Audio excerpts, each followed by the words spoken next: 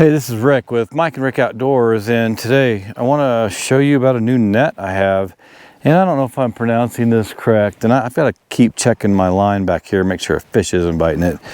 But it's ONROCL, or rock, with, I don't know if the L's silent or not, but it's ONROCL. There'll be an image on the screen. What I liked about this is it's like a rubber net so that the hooks don't get stuck in it very easily, and it's easy to get the hook out.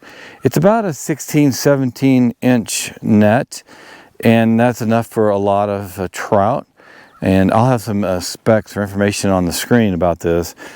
But we've been catching 18 to 20s out here in that Miramonte Reservoir, and the sun is now just coming up. So it's just going to be a gorgeous day here in Colorado.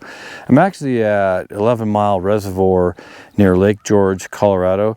And it gets windy in the afternoon, but the mornings are incredible. It's beautiful scenery. There's a lot of lake out here, including pike, and then there's browns and rainbows. I'm sure there's something else. Oh, actually I don't know if it's a crop. No, it wasn't crappie. It's, man, I'll tell you what, it was huge. I saw it in the water just, not today, the last trip, and he was just swimming out there about 20 feet off, down, 5 feet or something. Big, huge, real dark fish, huge. He was just meandering through the water. I don't know what it was. They told me what it was. I'm not sure what it was though. But what I do like about this net is because, one, it's got the rubber, the netting, and then it's got the magnet. And then I've got it hooked on here, so if I drop it, I don't lose it. So it's real nice because it just hangs down here. I was thinking about maybe putting it behind me, like a lot of, well, at least fly fishermen do. But that's, I'm not going to do that right now. So I'm going to test some different things out. But it's, this is really similar to a net that Mike has. I'll put information on Mike's net also. I actually thought I was getting the net he had. I'm glad I didn't. It's always good to try different pieces of equipment. So this is however you pronounce it, and maybe I'll watch a video to see how they pronounce it. But I think this is about an 8-inch or so handle, and absolutely it's wood. I don't know what else to say about it other than it goes out quite a long way. It's got this, this cord on it that's elastic, not elastic, but it's, stretches quite a bit. Anyway, waiting to catch some fish. Just thought I'd tell you about this net.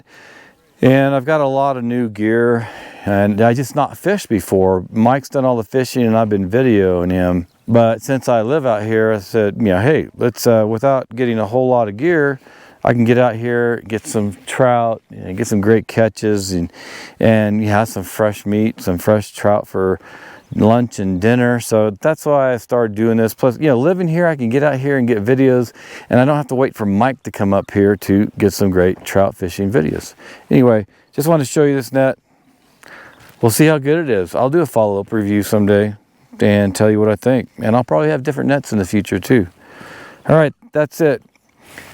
Short video, not too long. So thanks for joining me here on Mike and Rick Outdoors.